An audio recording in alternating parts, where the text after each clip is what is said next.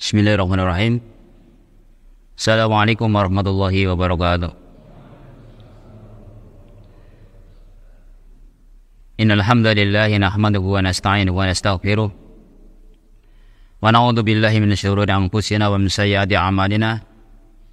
May yahdihillahu fala mudilla lahu wa may yudlil fala hadiya lahu. Asyhadu an la ilaha illallah wahdahu la syarika lahu wa asyhadu anna Muhammadan 'abduhu wa rasuluh. Allahumma salli wa sallim ala Muhammadin wa ala alihi wa ashabihi wa man tabi'ahum bi ihsanin ila yaumiddin. Amma ba'du. Kaum muslimin wal muslimat jamaah Masjid Al-Iman rahimani wa rahimakumullahu ajma'in. Pertama kita bersyukur kepada Allah Subhanahu wa taala, alhamdulillah pada kesempatan malam hari ini kita bisa berkumpul kembali untuk sama-sama membahas agama Allah Subhanahu wa taala. Semoga Allah Subhanahu wa taala berikan kepada kita ilmu yang bermanfaat yang akan membawa kebaikan kepada kita semuanya di dunia sampai di akhirat. Amin ya rabbal alamin. Keduanya salam salam semoga tercurahkan kepada Nabi kita Muhammad sallallahu alaihi wasallam, juga kepada keluarganya, kepada para sahabatnya, dan kepada orang-orang yang mengikuti sunnah-sunnah beliau sampai hari kiamat. Jamaah sekalian rahimani wa rahimakumullah ajma'in. Kita insyaallah akan melanjutkan kajian tentang kaidah Qur'aniyah dari kitab 50 kaidah tentang kaidah Qur'aniyah ini yang ditulis oleh Dr. Umar Hafidhahullah, dan kami bawakan ringkasannya. Masuk pada kaidah yang keempat. Kaidah keempat yaitu diambilkan dari firman Allah Subhanahu wa taala surat Al-Qiyamah ayat yang ke-14. Balil insanu ala nafsihi basira. Bahkan manusia menjadi saksi atas dirinya sendiri meskipun dia mengemukakan berbagai argumen. Ini sebagai kaidah bahwasanya manusia akan menjadi saksi atas dirinya sendiri, atas perbuatannya sendiri, meskipun menyampaikan berbagai macam alasannya, argumennya ketika ditanya oleh Allah Subhanahu wa taala atau oleh orang lain. Maka kaidah ini merupakan salah satu kaidah berinteraksi dengan jiwa dan upaya untuk mensucikannya. Jadi kaidah ini upaya untuk membersihkan diri, menjaga diri, muhasabah diri kita, menjaga diri kita, dan biar kita merasa diawasi oleh Allah SWT dan kita sendiri sebagai saksi. Ia juga merupakan salah satu sarana untuk mengobati berbagai penyakitnya. Sesungguhnya Allah Subhanahu wa taala sudah bersumpah sebanyak 11 kali dalam surat Asy-Syams. Allah Subhanahu wa taala bersumpah dalam surat Asy-Syams 11 kali. Untuk apa? Untuk menegaskan makna yang agung ini tentang tazkiyatun nufus, membersihkan jiwa. Bagaimana biar kita lebih menjaga diri. Allah Subhanahu wa taala berfirman, "Qad aflaha man zakkaha." Surat apa? Surat Asy-Syams. Setelah Allah mengatakan wasyamsi wadduhaha wal qamari idza talaha wan nahari idza jallaha wal laili idza yaghshaha was samaa'i wama banaha wal ardi wama tahaha wa nafsin wama sawwaha wa alhamaha fujuraha wa taqwaha qad aflaha man zakkaha. Sungguh telah beruntung orang-orang yang membersihkan dirinya, mensucikan jiwanya. Ini pentingnya untuk tazkiyatun nufus. Maka Bapak Ibu semuanya, kaidah ini secara ringkas adalah bahwa meskipun manusia berusaha untuk membela dirinya, membela perbuatan dan perkataannya yang dia ketahui batil dan salah, serta mengumpulkan berbagai argumen untuk dirinya, namun dia pasti tahu apa yang diucapkan dan dikerjakannya. Ya, jadi ayat ini mengingatkan kepada kita bahwasanya apa yang kita perbuat salah, apa yang kita lakukan itu salah. Tetapi ketika kita dikatakan kamu seperti ini ya, enggak. Kamu seperti ini, enggak. Ya, padahal hakikatnya kita sendiri tahu, iya, bisa melakukan hal yang dilarang. Maka cukup kita sebagai saksinya. Meskipun dia berusaha untuk menutupi dirinya di hadapan manusia atau mengemukakan berbagai alasan, namun tidak ada yang lebih mengetahui dan menyadari apa yang ada dalam dirinya selain Allah Subhanahu wa taala dan dia sendiri. Jadi ini ayat mengingatkan kepada kita tentang balil insanu ala nafsi basiro walau alqa ma'adiroh, mengingatkan kepada kita bahwa Allah Subhanahu wa taala yang mengawasi kita semuanya. Apa yang kita perbuat ketika kita sendirian, apa yang kita perbuat ketika kita di perjalanan, apa yang kita perbuat ketika kita di hadapan orang banyak, kita akan lebih tahu tentang diri kita dan Allah Subhanahu wa taala yang lebih mengetahuinya. Maka kaidah Qur'aniyah ini bisa diterapkan di berbagai dimensi kehidupan kita, baik yang bersifat umum maupun privat. Saya akan menyebutkan di sini, saya menjelaskan beberapa di antaranya, semoga bisa berfaedah, bisa bermanfaat dan meluruskan kesalahan-kesalahan kita semuanya. Jadi kaidah ini bersifat untuk umum maupun sebagai privat, pribadi kita semuanya, kehidupan pribadi maupun masyarakat. Maka di sini di antaranya contohnya adalah ada beberapa yang kaidah ini kita sebutkan berbagai contoh dalam hal apa kita terapkan. Pertama, itu dalam interaksi sebagian orang dengan nas-nas syariat. Bagaimana seseorang berinteraksi, artinya menghadapi dengan nas-nas syariat dari Allah Subhanahu wa taala, aturan-aturan dari Allah Subhanahu wa taala. Bagaimana sikap dia? Contoh, ketika Allah Subhanahu wa taala mengatakan, maaf, wa ahallallahu al-bai'a wa harrama ar-riba.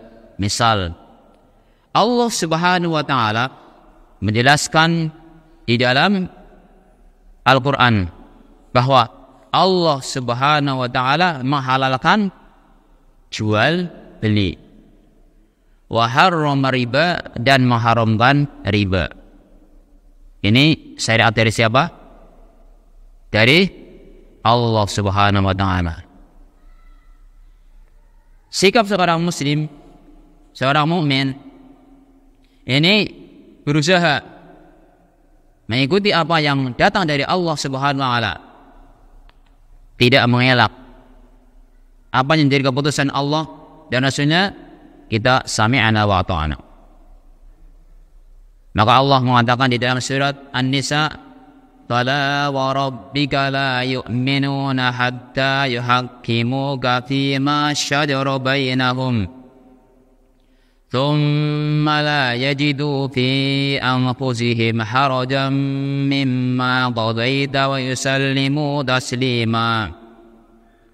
Fala wa rabbika, maka demi Tuhanmu, la yu'minuna, mereka tidak dikatakan beriman, hatta yuhaqqimuka fima syajara bainahum, sampai mereka berhukum dengan apa yang ada, berhukum dengan engkau, hatta yuhaqqimuka fima syajara bainahum, apa yang diperselisihkan di antara mereka, berhukum kepada Nabi Muhammad SAW.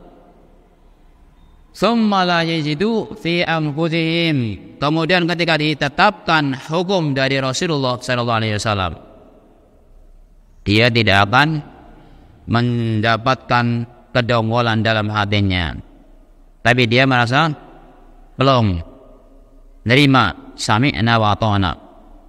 Ketika dia mendapat hukum dari Allah dan Rasulnya, sami'na wa ta'na. Thumma la yajidu fi anfusihim harajan mimma qadaita.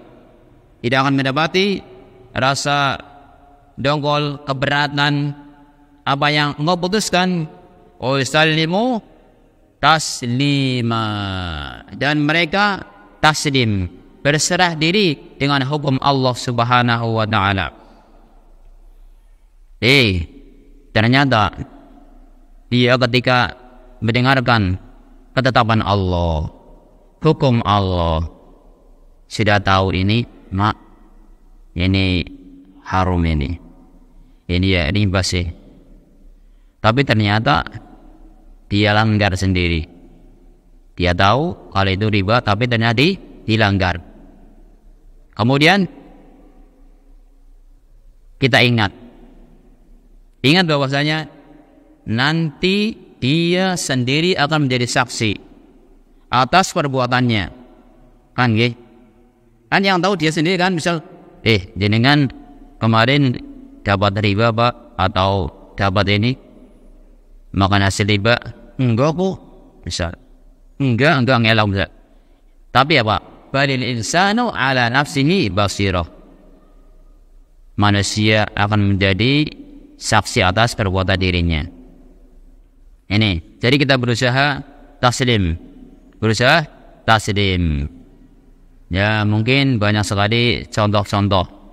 Ya, contoh-contoh ketika ada firman Allah SWT, kita berusaha berinteraksi dengan nas Al-Quran ini, ya berusaha sami'na wa ata'na.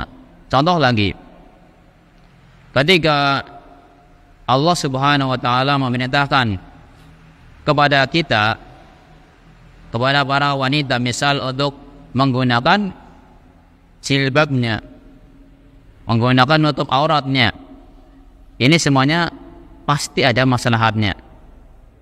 Maslahatnya besar, menjaga kebersihan dari wadah wanita itu sendiri, menjaga iffah, kesucian dari para wanita itu sendiri, menjaga kehormatannya. Allah Subhanahu wa ta'ala memerintahkan, ya ayuhan nabiyyu qul li aswajika wa banatika wa nisa'il mu'minin. Wahai Nabi, katakan kepada istri-istrimu dan istri orang-orang mukmin, yudnina 'alaihinna min jalabibihin. Mereka hendaknya mengulurkan jilbabnya. Berarti hukumnya wajib apa enggak? Wajib apa enggak? Wajib menggunakan.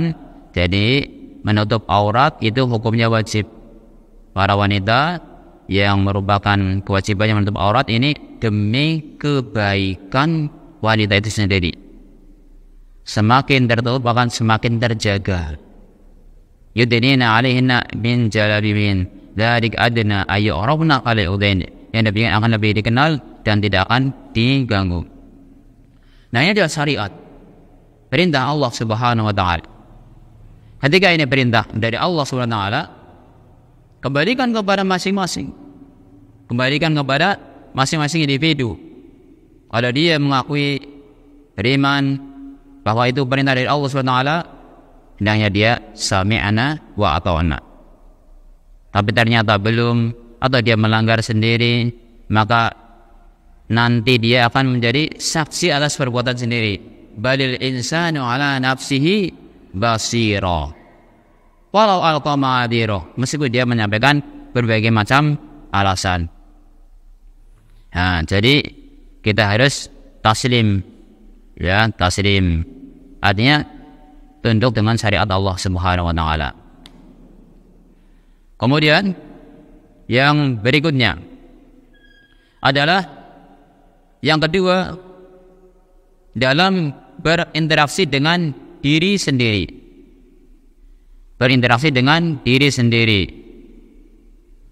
Yang kedua, berinteraksi dengan diri sendiri. Karena sebagian orang memiliki kegemaran untuk mencari-cari kesalahan orang lain. Sukanya ada orang yang mencari-cari kesalahan orang lain, tapi dia lupa akan kesalahan dirinya sendiri. dan lalai terhadap aib dirinya sendiri. Semoga Allah melindungi kita dari perilaku tersebut. Itu merupakan tanda kehinaan.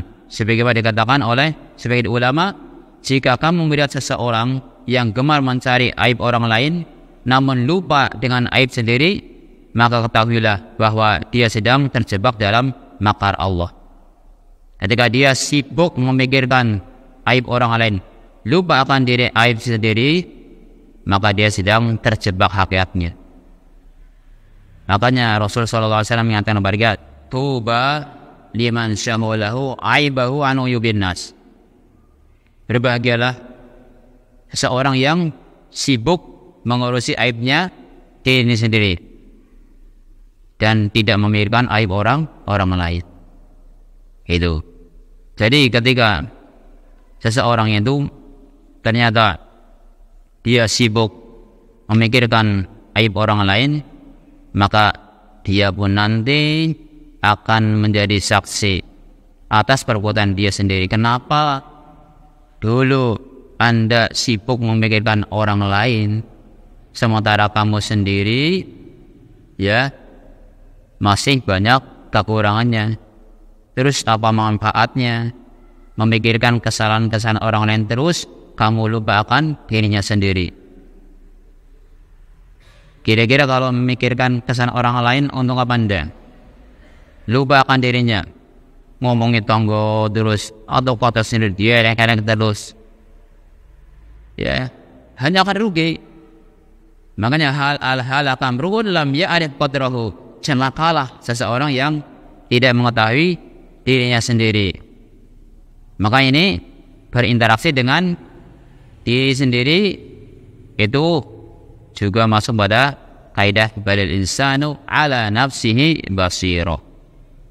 Bahkan manusia akan menjadi saksi atas dirinya sendiri. Yang ketiga dalam berinteraksi dengan kesalahan diri sendiri, ya, berinteraksi dengan kesalahan diri sendiri. Tadi dengan diri sendiri, sekarang dengan kesalahan diri sendiri. Dijelaskan di sini bahwa kadang-kadang Anda menyaksikan sebagian orang yang berusaha membela dirinya dalam berbagai kesempatan. Ketika dia salah, tapi berusaha membela bagaimana biar gak kelihatan salah. Yang sudah nyata kesalahannya dengan sesuatu dia sadari dalam dirinya sendiri bahwa dia bersalah.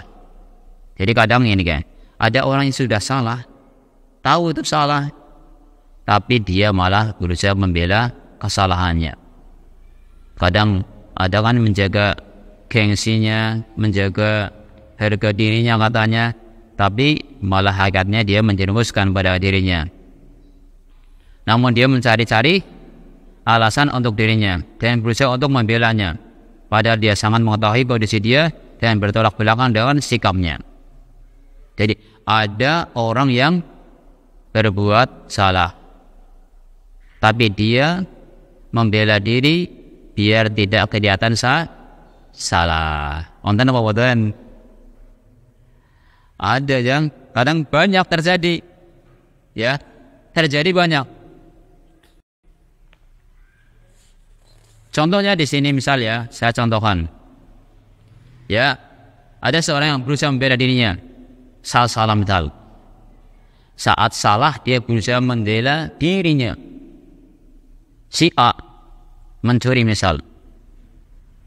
Dia mencuri dan jelas-jelas dia mencuri barang. Orang pun tahu dan ketahuan. Kemudian dia itu mengelak. Mengelak kalau dia tidak dinulis. Kamu kemarin ngambil ember ya? Ember yang baru ya Om? Dia bilang enggak kok. Loh, yang pagi-pagi itu kamu kan, yang habis subuh itu buka toko ngapa kamu? Enggak. Ya, padahal misal ya, contoh aja, dia betul-betul ngambil. Dirinya mengakui kalau dia ambil barang tersebut, pagi-pagi kemudian jual. ya. Atau mungkin sebagai contoh aja, karyawan yang ngambil barang majikannya, kamu ngambil ya? Enggak. Serius, ini uangnya kan 1 juta, ini kok tinggal 200, yang 800 kemana? Ya gak ngerti, padahal dia betul-betul ngambil misal.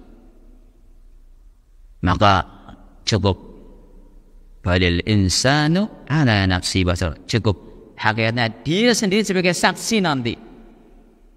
Dia sebagai saksi, walaupun dia yakin loh, demi Allah, sumpah misal gitu, tapi hakikatnya dia sumpahnya sumpah palsu, ya. Sumpah palsu. Hakikatnya karena dia sudah selesai ambil, tapi dia ngelak aja. Nah ini ada bukti kalau dia saat berani sendiri dengan kesalahan sendiri, terkadang dia mengelak. Tapi ingat bahwasanya Allah tidak sare, Allah tidak tidur, dan apa yang diperbuat oleh kita semuanya semua terekam. Dan keadaan sendiri kita sendiri ya, sebagai saksi atas perbuatan kita sendiri. Makanya kaidah ini betul-betul mengingatkan kepada kita, biar kita sadar semuanya, sadar akan perbuatan kita. Kemudian atau mungkin kita contohkan ada ya yang nyun sewu, ada laki-laki yang selingkuh dengan wanita lain. Dia selingkuh dengan wanita lain. Ditanya sama istrinya, "Deh, Mas, kemarin kamu sama si ayah?" "Enggak lah." "Alah, kemarin kamu kesana lah. Katanya tetangga itu kamu bonceng kan?" Dia yakin, sumpah.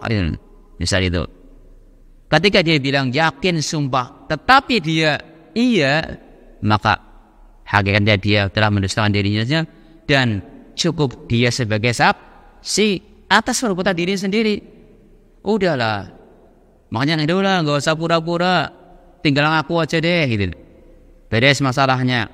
Tapi kan kadang orang itu dia itu nggak mau ngaku karena jaga image, ya kan istilahnya, jaga gengsi. Maka ini di dalam Islam diingatkan bahwasanya kita semuanya harus mencari, cukuplah manusia sebagai saksi atas perbuatannya. Atau mungkin sebaliknya, kalau tadi kan yang suami selingkuh, sekarang sebaliknya, ya istri misal dia nyeleneh, ditinggal suaminya kerja, malah terang-terangan dia dengan lelaki lain, dibawa pergi mau, kesana sini mau. Kemudian ditanya, katanya si tetangga atau sama ini, kamu kesinian? Enggak kok. Enggak. Lah kemarin pas hari Kamis? Enggak. Terus bilang enggak, buktinya itu, kata itu. Bilang enggak, tetap enggak. Tapi ingat bahwasanya cukuplah Anda, kita itu sendiri yang akan menjadi saksi atas perbuatan kita. Paham ya? Jadi ini mengingatkan kepada kita tentang tazkiyatun nufus, pentingnya kita menjaga diri, bahwa kita sebagai saksi dan Allah Subhanahu wa taala yang akan mengawasi perbuatan kita semuanya. Jamaah sekalian rahimani wa rahimakumullah ajmain. Kaidah ini dari surat Al-Qiyamah, balil insanu ala nafsihi basirah. Bahkan manusia nanti akan menjadi saksi, mengetahui persis tentang apa yang dia perbuat. Ini adalah yang keempat, dalalah makna kaidah ini, kandungan tujuan kaidah ini adalah diantaranya berusaha memeriksa aibnya sendiri dan memperbaikinya. Jadi yang keempat ada dalalahnya, dalalah kaidah ini, ya, dalalah atau kandungan atau tujuan daripada kaidah ini adalah berusaha memeriksa aibnya sendiri dan memperbaikinya. Jadi harapannya kita ini sadar kalau memang salah, kita berusaha memperbaikinya. Kalau kita telah berbuat dosa, kita berusaha bertaubat kepada Allah Subhanahu wa taala. Agar apa? Agar tidak larut dalam kesalahan dan dosa. Kalau seseorang tidak diingatkan oleh saudara, tidak ada yang saling mengingatkan di antara kita, dia terjerumus dalam dosa. Misal dia tidak mendirikan sholat hariannya, tidak pernah mendirikan sholat 5 waktunya. Kemudian hariannya dia dalam mencari nafkah itu dengan perkara yang haram. Anaknya dikasih yang haram, kemudian istri dikasih yang haram. Jadi kebiasaannya, jadi berlarut-larut dalam kesalahan. Ini yang rugi siapa? Yang rugi dia sendiri. Maka di sini pentingnya saling mengingatkan, saling menasihati bahwa nanti masing-masing akan menghadap Allah Subhanahu wa taala. Wa kulluhum atihi yaumal qiyamati farda. Setiap manusia nanti akan menghadap kepada Allah Subhanahu wa taala sendiri-sendiri. Jadi kalian, kita semuanya menjadi saksi atas perbuatan kita sendiri. Bahkan nanti di akhirat tangannya bisa bicara, kakinya bisa bicara, kemudian anggota tubuh kita bisa bicara. Karena itu Allah SWT yang menjadikan anggota itu bisa bicara. Kemudian dalalahnya di antaranya adalah memahami hakikat diri sendiri sehingga tidak hancur. Ketika kita memahami kaidah ini, balil insanu ala nafsi basirah, agar kita mengetahui hakikat diri kita sendiri. Kita cek dari pagi sampai sore ini atas kesalahan-kesalahan kita yang kita perbuat, kemudian dosa-dosa yang kita perbuat, kita koreksi, kita introspeksi, kemudian kita bertaubat kepada Allah SWT. Dan terus kita berbanyak istighfar. Makanya zikir, membaca istighfar terus kita perbuat, karena dosa kita sangat banyak. Jadi untuk memahami hakikat dirinya sendiri, ini dalalah. Dalalah makna daripada kaidah ini.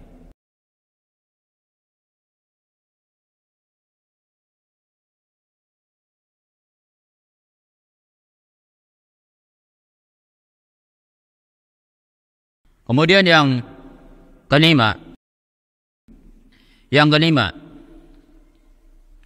ranah paling mulia penerapan kaidah ini, ya. Untuk penerapan kaidah ini, ya, adalah ketika seorang diberi taufik untuk mengakui dosa dan kesalahannya. Jadi harapannya yang kelima adalah, yang tadi adalah dia mengakui dosa dan kesalahannya. Ini yang kelima. Jadi ini sebuah sifat yang sangat mulia untuk memperbaiki diri ketika seseorang berani mengakui kesalahannya. Karena dengan mengakui kesalahannya, dia akan berusaha memperbaikinya. Mengakui dosa dan kesalahannya ini merupakan posisi para nabi, orang-orang jujur dan orang-orang soleh. Contohnya adalah pengakuan kedua nenek moyang kita, yaitu Adam dan Hawa, ketika mereka memakan buah khuldi. Mengakui kesalahannya apa tidak Adam? Mengakui apa tidak?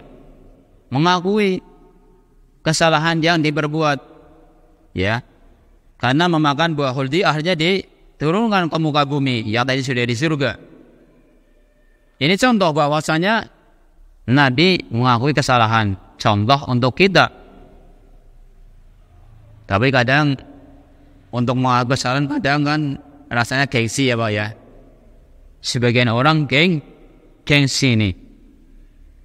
Maka ini yang kadang menjadikan kita terjerumus dalam kesalahan berikutnya karena gengsi itu. Maka Allah Subhanahu wa taala mengisahkan bagaimana Adam alaihissalam yang menunjukkan kesalahan, mengakui kesalahannya. Di dalam surat Al-A'raf ayat yang ke-23. Qala rabbana zalamna anfusana wa illam taghfir lana wa tarhamna lanakunanna minal khasirin. Qala, keduanya berkata, ini panjang alanya berarti dua orang. Qala, keduanya berkata, itu Adam dan Hawa. Rabbana zalamna, wahai Rabb kami telah berbuat zalim. Telah berbuat zalim berarti mengakui. Dan ini salah satu etika berdoa, kita bertawasul dengan menyebutkan kezaliman kita kepada Allah Subhanahu wa taala, kehinaan kita kepada Allah Subhanahu wa taala. Rabbana zalamna anfusana, wahai Rabb kami telah berbuat zalim. Jadi kami telah berbuat zalim. Wa illam taghfir lana wa tarhamna, apabila Engkau tidak mengampuni kami dan berikan rahmat kepada kami, lanakunanna minal khasirin, maka kami pasti termasuk orang-orang yang rugi. Nah, ini mengadu kepada Allah Subhanahu wa taala. Ini Nabi Adam alaihissalam mengakui kesalahannya, dan juga Hawa, ya, istrinya. Juga kaum muslimin rahimani wa rahimakumullah subhanahu. Ketika Nabi Musa alaihissalam membunuh seseorang, dia menyesal dan mengucapkan sebagaimana diceritakan Allah Subhanahu wa taala. Jadi dipukul sampai mati, ya, dipukul sama Nabi Musa. Nabi Musa itu orangnya kuat, dipukul sampai mati, ditonjok orangnya mati. Kalau nonjok biasanya niatnya matanya apa enggak? Setarung kan enggak, tapi ditonjok kok mati di. Maka Nabi Musa itu merasa salah, menyampaikan kepada Allah SWT dan mengakui kesalahannya. Maka beliau, ya, Nabi Musa berkata, dia berdoa dalam Al-Quran dikatakan di surat Al-Qasas ayat 16. Qala rabbi inni zalamtu nafsi faghfir li faghfara lah. Qala rabbi inni, wahai Rabb, sesungguhnya aku zalamtu nafsi, telah berbuat zalim pada diriku sendiri. Maka dia berdoa, faghfirli, maka ampunilah aku. Di sini menyebutkan kesalahannya, mengakui kesalahannya, gentleman, ya, mengakui kesalahannya. Qala rabbi inni zalamtu nafsi faghfirli faghfarallah. Maka Allah Subhanahu wa taala mengampuni dosanya. Innahu huwal ghafurur rahim. Sesungguhnya Dia itu Allah Subhanahu wa taala Maha Pengampun, ya, lagi Maha Penyayang. Ini Allah Subhanahu wa taala. Allah Subhanahu wa taala Maha Pengampun lagi Maha Penyayang. Dan di sini diambil faedahnya atau istifadah dari ayat ini adalah pengakuan Nabi Musa alaihissalam atas perbuatan dolimnya. Atas perbuatan dolimnya, di mana memukul orang kemudian mati. Tadi juga di dalam surat Al-A'raf 23 tentang Nabi Adam alaihissalam dan istrinya mengakui kesalahannya. Dia mengatakan, Qala Rabbana zalamna. Qala Rabbana zalamna. Wahai Rabb, ya Rabb kami telah berbuat dolim. Maka ini adalah ranah yang paling mulia untuk menerapkan kaidah ini, yaitu apa? Mengakui kesalahannya. Mengakui kesalahan. Ketika kita salah, kemudian kita akui, itu akan lebih selamat. Sampai misalnya di kepolisian ya, yang kadang masalah nggak selesai-selesai, kadang karena tidak mau kesalahan, kan gitu. Kalau di kamu ini enggak, kalau cepat ngaku mungkin prosesnya lebih cepat. Tapi kalau enggak, mungkin diinjak kakinya pakai meja, mungkin dipukul, ya mungkin dihantemin dulu, dan seterusnya. Kalau dia tidak ngaku.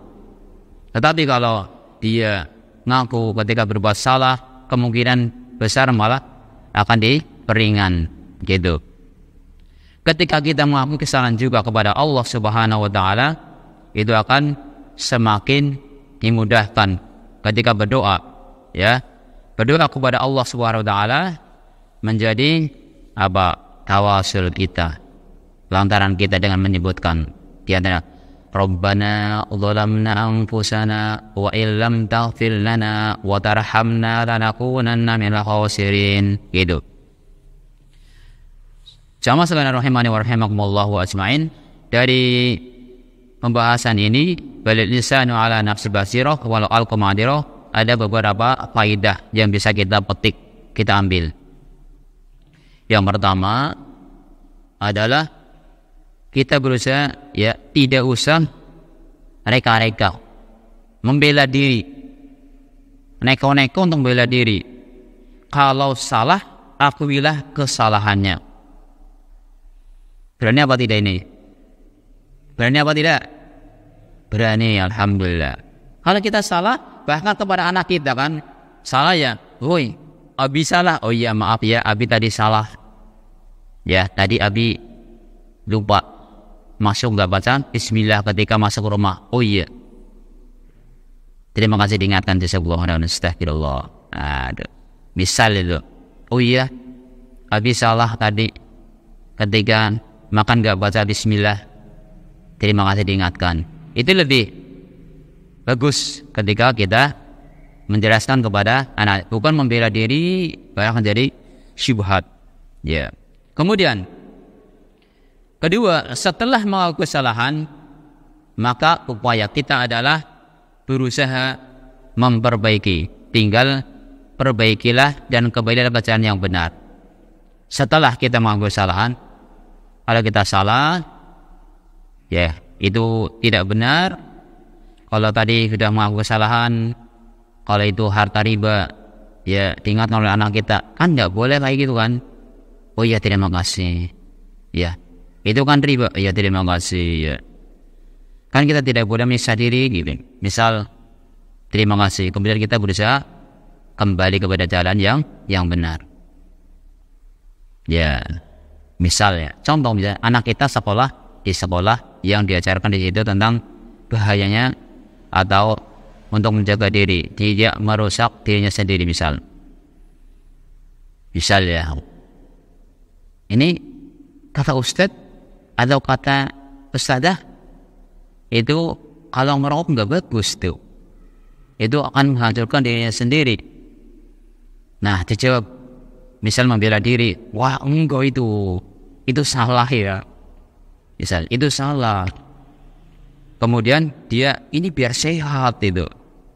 Kalau jawabnya sendiri itu malah jadi membuat rancu pikiran anak, jadi salah. Katakan aja, iya, yang baik, yang betul, yang benar, yang sehat, biar sehat lahir batin, nggak ngerokok. Misal gitu. Akui kesalahannya. Ketika itu yang benar dari anak kita, akui. Ya, kalau salah kita akui, kalau benar kita ikuti. Jadi sekaligus sebagai nasihat untuk kita. Kemudian yang ketiga, cukuplah Anda sendiri yang mengetahui setelah Allah Subhanahu wa taala, sehingga Anda akan menjadi menjaga diri ketika berbuat. Ya, cukuplah kita sebagai saksi. Cukuplah kita sebagai saksi atas perbuatan kita sendiri. Ketika Anda sendirian, bepergian, atau di kamar sendirian, atau di mana saja, cukup Anda sebagai saksi atas perbuatan Anda, kita semuanya. Yang keempat, ketahuilah bahwa pengawasan yang hakiki, adalah Allah Subhanahu wa ta'ala. Maka tanamkanlah pada diri kita dan juga anak-anak kita bahwasanya yang mengawasi Allah SWT, Allah Maha melihat, Allah Maha mendengar, ya, mengawasi apa yang kita berbuat, itu tanamkan pada diri kita dan juga anak-anak kita. Jadi ketika kita dimanapun Anda berada, dimanapun kita berada, Allah yang mengawasi. Waktunya sholat sudah sholat. Kemudian ada yang dilarang, kita tinggalkan. Karena Allah Subhanahu yang mengawasi. Dulu kita bahas di antara buah manis merasa diawasi oleh Allah Subhanahu wa taala di sini. Itu dia akan semakin menjaga diri.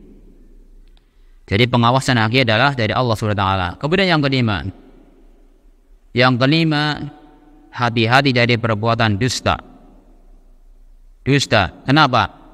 Karena dusta itu akan menghantarkan pada kejelekan. Ya tadi kata contohnya, syukurlah, yakin, demi Allah aku orang jiut loh, orang jiut. Misalnya sampai naudzubillah misalnya, walidi, oh gitu misalnya gitu kan. Padahal dia dusta, maka hanya akan membawa petaka. Naudzubillah dzalik, ya. Jangan seperti itu kedustaan, kejelekan, ya, yang namanya kedustaan akan membawa kejelekan dan kejelekan menghantarkan kepada neraka. Itu. Kemudian yang terakhir di antara faidahnya adalah sebaliknya. Jujurlah, karena jujur akan membawa kepada kebaikan. Dan kebaikan akan menghantarkan kepada surga Allah Subhanahu wa taala. Dari kaum muslimin wal muslimat rahimani wa rahimakumullah ajmain. Pembahasan kita tentang manusia nanti akan menjadi saksi atas perbuatannya ini sangat penting untuk kita renungkan dan untuk meningkatkan merasa diawasi oleh Allah Subhanahu wa taala. Jadi balil insanu ala nafsihi basirah walau alqa ma'adirah. Bahkan manusia itu akan menjadi saksi atas perbuatan dirinya meskipun dia reka-reka alasannya, tapi dia sendiri nanti yang akan menjadi saksi. Semoga Allah Subhanahu wa taala memberikan taufik kepada kita untuk bisa mengikuti apa yang diperintahkan oleh Allah Subhanahu wa taala dan meninggalkan apa yang dilarang oleh Allah dan Rasulullah sallallahu alaihi wasallam, sehingga kita dimudahkan untuk masuk ke surga Allah Subhanahu wa taala. Demikian yang bisa kami sampaikan. Mohon maaf atas segala kesalahan dan kekurangannya, dan kita tutup dengan doa kafaratul majelis. Subhanakallahumma bihamdika asyhadu an la ilaha illa anta astaghfiruka wa atubu ilaik. Assalamualaikum warahmatullahi wabarakatuh.